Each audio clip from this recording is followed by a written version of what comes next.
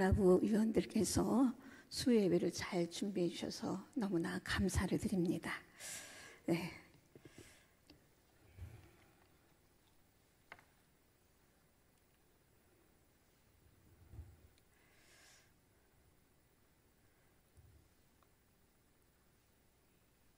너무나 많이 더우십죠. 다음 주는 이제 말복이 토요일인가 그렇더라고요. 이제 어느 정도 이제 지나가는 그러한 여름이니까 기대를 가지고 오늘 예배 잘 드립시다. 네. 찬송가 430장을 보면 그 주와 같이 길 가는 것, 그 주제는 주님과 동행하는 그러한 모든 삶의 순간을 아름답게 여기는 그러한 믿음을 노래한 것인데, 가사 중에 주와 같이 길 가는 것 즐거운 일 아닌가, 우리 주님 걸어가신 발자취를 밟겠네. 자, 이 가사의 의미는 하나님의 그 때를 따라 그 걷는 그 삶의 순종과 그 기쁨을 노래한 것입니다. 흔히 우리가 무슨 일을 하든지 때가 있다고들 말합니다. 아이들에게, 이제 공부가 늦어진 아이들에게 이야기를 하죠. 공부는 때가 있단다. 그리고 결혼이 늦어진 그러한 자녀들을 위해서 또 결혼은 때가 있단다. 그렇게 말을 하잖아요. 그런데 그러나 그 때를 그 아는 사람은 많지 않습니다. 때와 기한을 아는 것이야말로 그 인생을 승리하게 하는 그러한 지혜 중에 지혜입니다. 솔로몬은 전도서 3장에서 그 인생의 때를 아는 지혜에 대해 그렇게 이야기합니다. 3장에서 먼저 그 살펴볼 그 말씀은 11절입니다. 그 이 한 절 안에는 중요한 세 단어가 나옵니다. 본문 11절을 보겠습니다. 하나님이 모든 것을 지으시되 때를 따라 아름답게 하셨고 또 사람들에게는 영원을 사모하는 마음을 주셨느니라. 그러나 하나님이 하시는 일의 시종을 사람으로 측량할 수 없게 하셨도다. 여기서 첫째, 지으시되입니다. 솔로몬은 하나님이 모든 것을 지으시되라고 말합니다.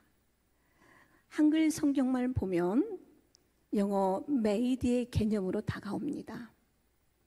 곧 하나님이 모든 것을 만드셨다는 뜻으로 받아들이기 쉽습니다. 그런데 원뜻은 그 개념이 아닙니다. 영어로 말하자면 doing입니다. 하나님이 모든 것을 행하셨다는 그러한 의미입니다. 하나님의 통치와 그리고 섭리, 그 행하심을 묘사한 것입니다. 원뜻에 입각해 다시 말하자면 하나님이 모든 것을 섭리하시고 행하시고 그리고 통치하시되라는 말입니다. 둘째는 때를 따라입니다. 전도서 3장 1절에서 10절까지 말씀을 보면 이 때라는 단어가 반복되어 나옵니다. 특히 2절에서 8절까지는 인생의 때가 자세히 구분되어 있습니다. 우리가 2절에서 8절을 읽지 않았는데 한번 함께 읽어볼까요? 자, 우리 한번 2절에서 8절까지를 우리 한 목소리로 한번 읽어보겠습니다. 날 때가 있고 죽을 때가 있으며 심을 때가 있고 심은 것을 뽑을 때가 있으며 죽을 때가 있고 치료할 때가 있으며 헐 때가 있고 세울 때가 있으며 울 때가 있고 웃을 때가 있으며 슬퍼할 때가 있고 춤출 때가 있으며 돌을 던져 버릴 때가 있고 돌을 거둘 때가 있으며 안을 때가 있고 않는 일을 멀리할 때가 있으며 찾을 때가 있고 잃을 때가 있으며 지킬 때가 있고 버릴 때가 있으며 찢을 때가 있고 꿰맬 때가 있으며 잠잠할 때가 있고 말할 때가 있으며 사랑할 때가 있고 미워할 때가 있으며 전쟁할 때가 있고 평화할 때가 있느니라.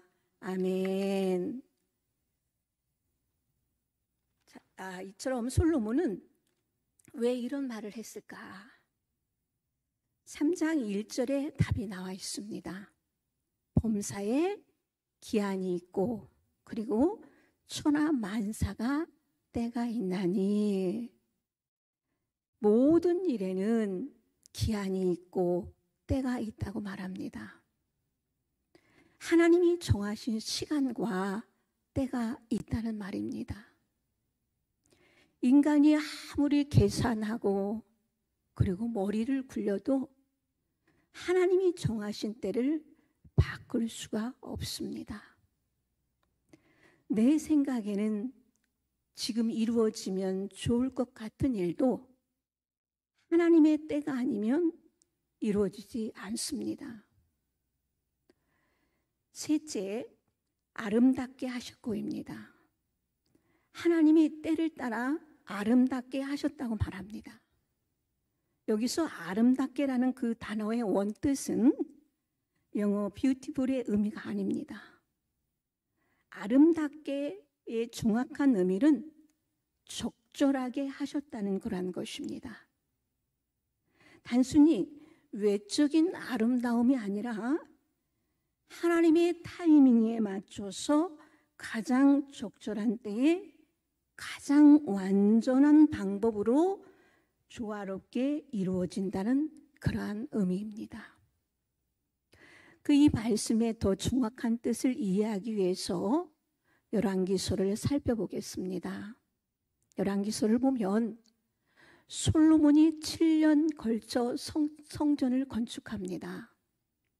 자신의 집을 짓는 데는 14년이 걸렸는데 성전 건축은 7년밖에 안 걸립니다. 더 놀라운 것은 성전 건축 기간 내내 성전 안에서 망치 소리와 돌 쫓는 소리가 들리지 않았다고 말합니다. 열왕기상 6장 7절을 보면 건축하는 동안에 성전 속에서는 방망이나 도끼나 모든 철 연장 소리가 들리지 아니하였으며, 성전을 건축하는데 연장 소리가 들리지 않았다는 게 말이 될까요, 여러분들? 자, 그런데 이 구절 앞부분을 보면 그 이유가 나와 있습니다. 이 성전은 건축할 때에 돌을 그 뜨는 곳에서 다듬고 가져다가 건축하였으므로, 하나님은 솔로몬에게 성전 건축 설계도를 주셨습니다. 기초 작업이 외곽에서 이루어집니다.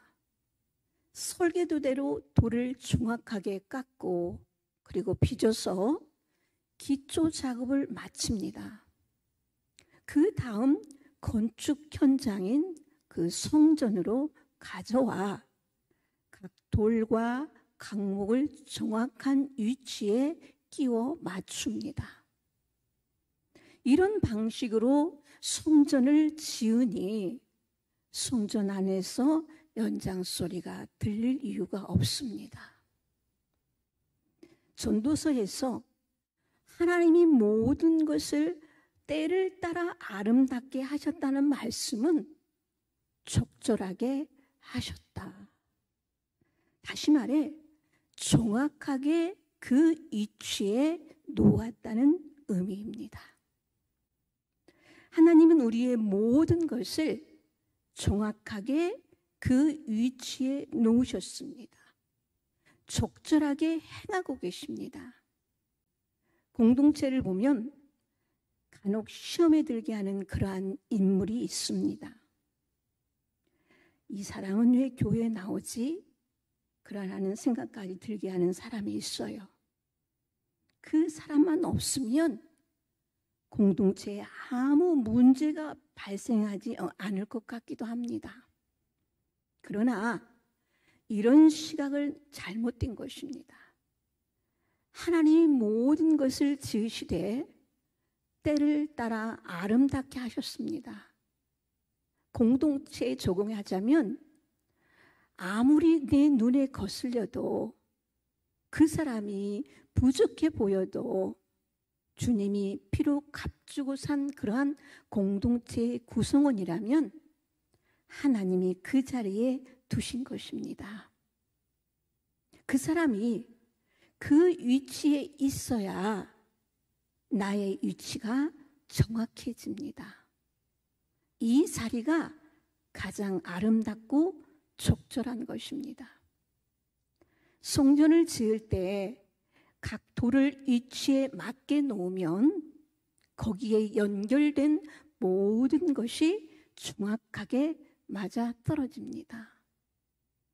에베소 2장 21절에서 22절에 보면 그의 안에서 건물마다 서로 연결하여 주 안에서 성전이 되어가고 너희도 성령 안에서 하나님이 거하실 처소가 되기 위하여 그리스도 예수 안에서 함께 지어져 가느니라. 아멘. 교회가 예수님 안에서 서로 유기적으로 연결되어 있다고 말씀하고 있습니다. 따라서 교회 공동체의 이론을 향해 그런 불평을 하고 있다면 하나님 앞에 엄청나게 큰 교만을 저지르는 것입니다. 하나님이 모든 것을 섭리하시되 때를 따라 아름답게 하셨습니다. 부부관계도 마찬가지입니다. 내가 어쩌다 이런 사람을 만났지? 그렇게 하고 후회할 때가 있습니다. 만나게 하신 분은 하나님이십니다. 하나님이 가장 아름답게 만남을 허락하신 것입니다. 자녀를 향해서도 내가 어쩌다 이 아이를 낳았지? 하며 한탄하는 분들도 있습니다. 하나님이 그 아이를 가장 적절한 가정에 보내신 것입니다. 하나님은 실력이 될 만한 부모에게는 조금 강한 아이를 맡기고 실력이 안 되는 부모에게는 좋은 자녀를 맡긴다는 말이 있습니다. 그러니까 얘들이 말 잘 듣고 공부 잘한다고 자랑할 것도 없고 말 안 듣고 공부를 조금 못한다고 한탄할 것도 없습니다. 하나님은 모든 것을 지으시되 때를 따라 아름답게 다시 말해 적절히 하십니다. 이는 우리 인생 전체를 내다볼 때에 아주 중요한 문제입니다. 야곱이란 인물을 통해 그 의미를 한번 살펴보겠습니다. 여러분들이 다 알고 있는 이야기지만 여러분들이 또 이 메시지를 통하여서 여러분에게 주신 은혜가 있기 때문에 듣다가 말지 말고 끝까지 잘 들으시기 바랍니다. 자, 크리스천이라면 야곱을 모를 사람이 없어요. 야곱은 태어날 때 형의 발뒤꿈치를 붙잡고 태어났어요. 해서 움켜진 자, 또 속이는 자라는 별명을 얻게 되었습니다. 야코브라는 말이 이런 뜻입니다. 그는 이름처럼 살아갑니다. 남을 속이고 빼앗으며 악착같이 살아갑니다. 그러나 결정적인 날을 맞이합니다. 어느 날 어머니가 집에서 붉은 죽을 쓰고 있었습니다. 형 예서가 사냥을 갔다가 막 돌아옵니다. 허기가 진 형이 나 좀 먹자 하고 말합니다. 보통 동생이라면 형 배고프구나. 죽이야 또 쓰면 되니까 어서 먹어 하고 말했을 것입니다. 그런데 야곱은 그 순간 거래를 합니다. 형 공짜가 어디 있어? 죽 한 그릇 줄 테니 장자권을 나에게 팔아. 야곱도 참 대단하지만 더 웃기는 사람은 형 예수입니다. 예수는 굉장히 호탕하고 남자다운 인물입니다. 털도 많고 시원시원하며 활도 차고 활기도 차고 또 무예도 잘하는 그런 사내 중에 사내입니다. 형은 야곱의 말을 대수롭지 않게 들었어요. 엄마 치맛자락이나 잡고 부엌을 뱅뱅 도는 그러한 녀석이라고 야곱은 조금 얕잡아 봤을 수도 있습니다.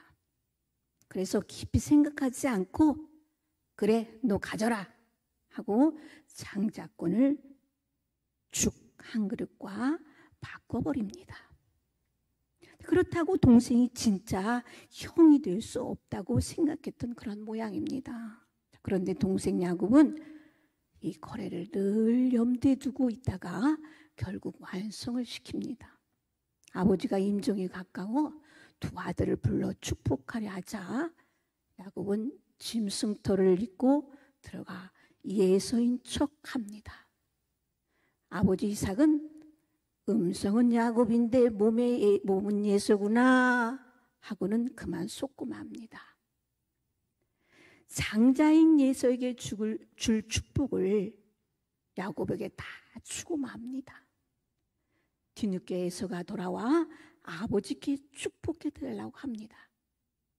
그제서야 아버지와 에서는 야곱에게 속은 것을 깨닫습니다. 이때부터 집안 분위기가 살벌해집니다. 에서가 야곱에게 화가 나서 부들부들 떱니다. 이놈의 자식 내가 가만두나 봐라. 어머니는 이러다가 두 아들을 모두 잃게 생겼다고 걱정을 합니다.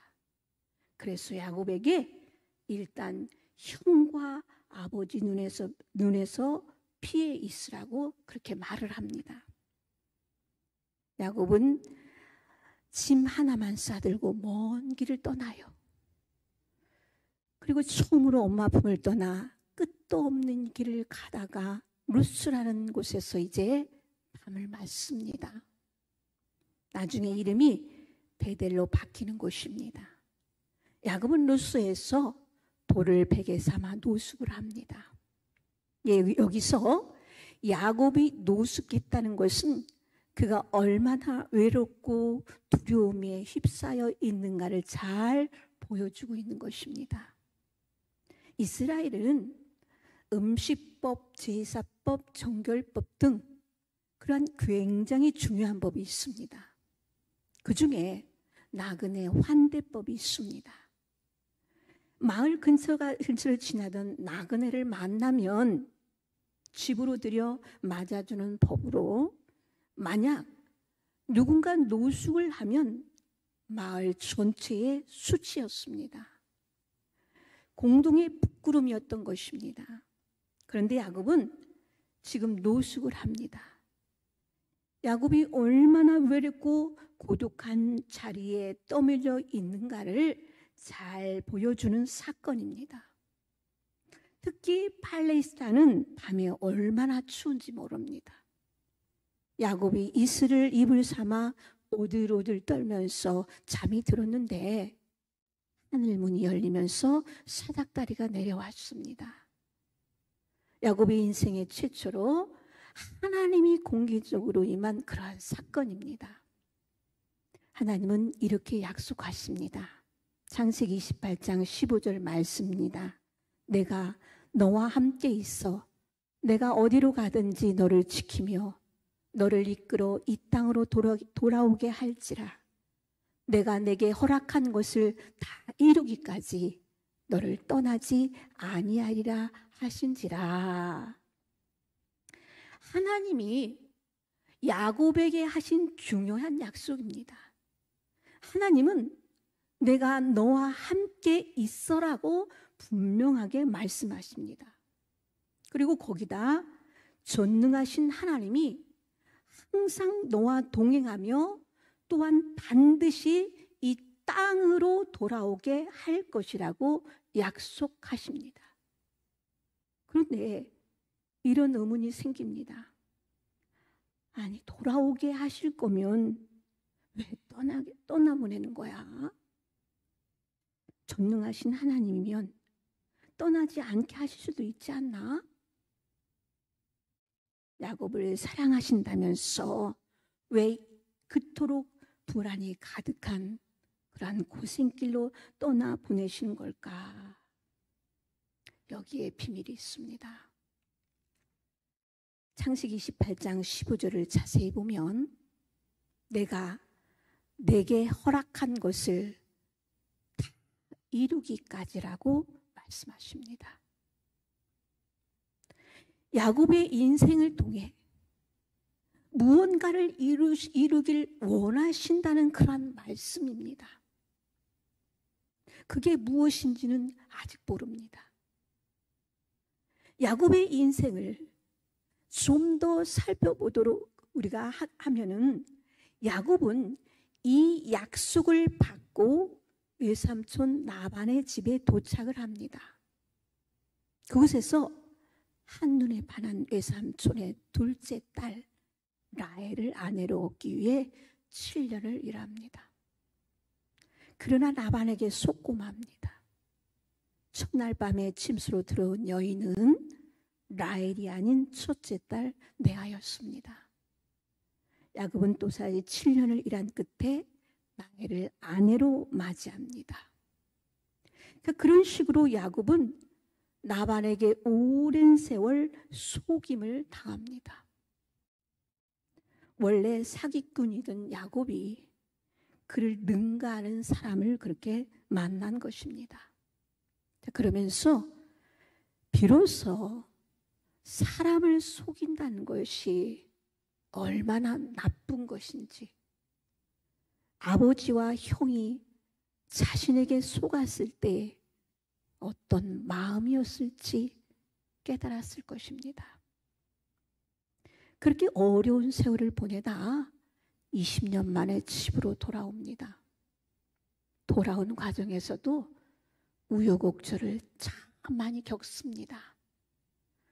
형을 피해 도망하다가 우연히 잠든 그 베델 그곳에서 만난 하나님과의 언약과 소원을 기억한다면 야곱은 베델로 가야 마땅한데 세겜이라는 그 땅에 은근슬쩍 정착을 합니다. 이에 그 땅을 삽니다. 왜 그랬을까요? 아마도 세겜은 시장이 발달되어 있고 푸른 숲까지 우거진 그러한 살기 좋은 땅이었던 것 같습니다. 무슨 장사를 해도 이익이 남을 것이라고 판단했을 것입니다. 야곱의 인생을 보면 선택의 기초가 항상 이익이냐 손해냐에 있었습니다. 그 앞에서는 하나님도 잊어버렸습니다. 그 기준으로 판단하고 땅을 사며 장막을 친 것입니다. 그러다가 큰일이 나고야 맙니다.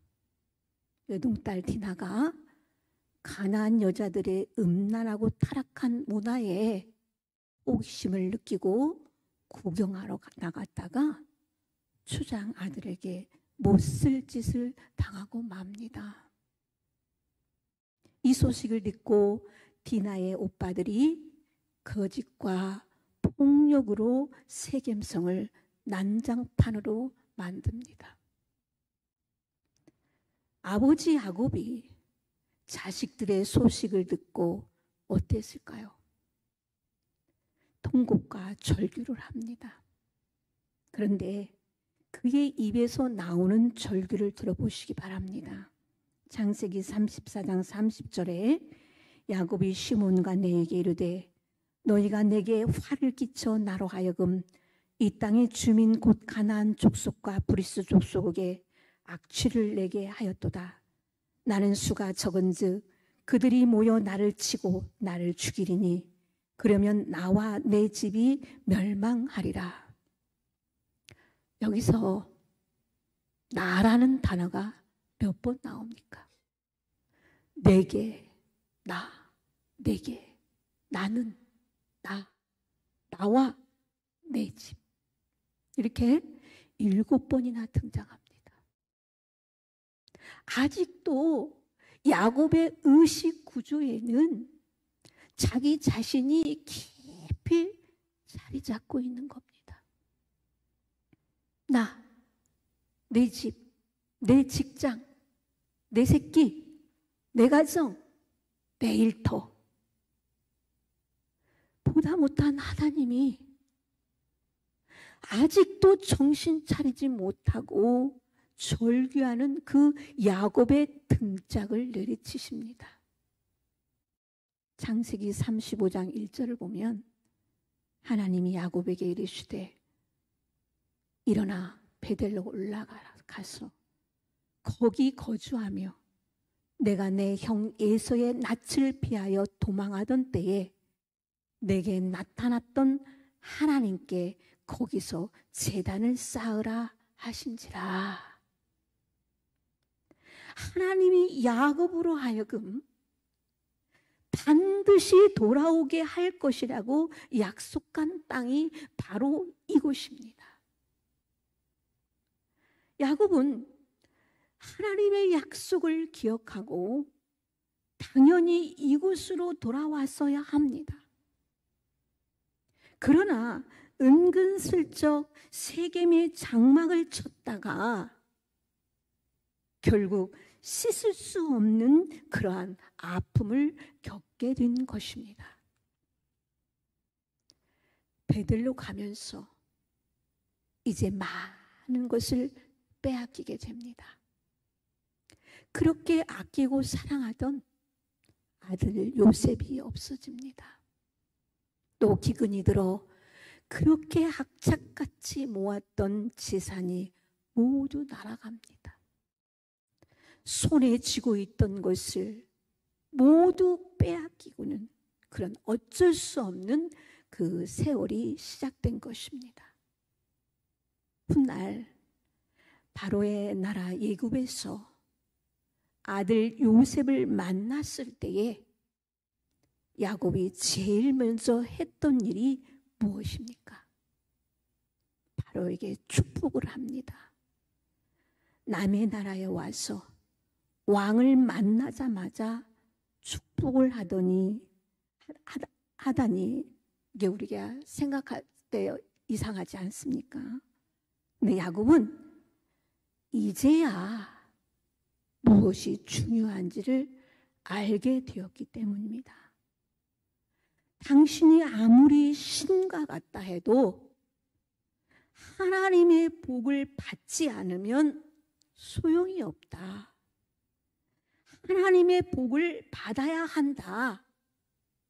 이런 생각이었을 거예요. 창세기 47장 7절 요셉이 자기 아버지 야곱을 인도하여 바로 앞에 서게 하니 야곱이 바로에게 축복하매. 애굽왕 바로가 기가 막혀 묻습니다. 창세기 47장 8절에서 9절에 내 나이가 얼마냐? 내 나그네 길의 세월이 130년이다.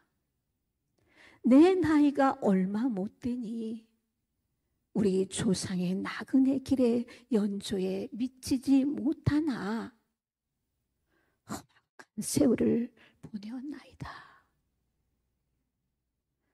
그 뒤 야곱은 거기서 살다가 죽을 때가 되어서 12 아들을 불러 복을 빌어줍니다. 한 명씩 기도를 해주다가 요셉 차례에 이릅니다.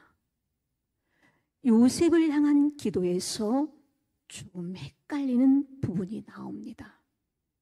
창세기 49장 26절 내 아버지의 축복이 내 선조의 축복보다 나아서, 여기서 내 아버지가 누구입니까? 바로 야곱 자신입니다. 다시 말해 야곱이 받은 축복이 앞서 이삭과 아브라함이 받은 축복보다 낫다는 말입니다. 아브라함과 이삭이 누렸던 그러한 영적인 복보다 자신은 더 큰 복을 누렸다는 말입니다. 흔히 가장 속썩인 자식이 엄마 마음을 가장 잘 알아준다고 합니다. 딱 그 모양새입니다.